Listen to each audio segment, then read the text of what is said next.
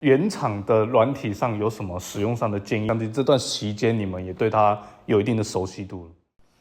好，第一个我觉得蛮重要的一点就是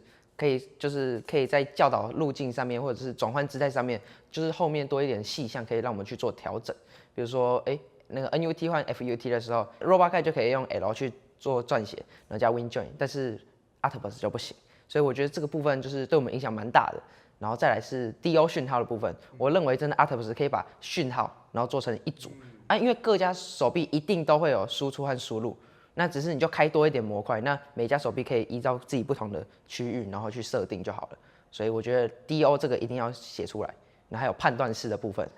判断式也很重要。就是模拟我就是没办法利用那个模拟去看，这个判断对它会怎么走，所以只能到实机测验。那 Octopus 就是你一定要确保你对于手臂很熟悉的情况下，然后去写 CNT、写 Win Join 之类的，就是你不了解手臂它的路径，然后大概会多少度，然后去做一个改变的时候，我建议你用 Robot Guide 但是如果你真的很熟悉的话 ，Octopus 真的很快。你的想法跟我是一样的，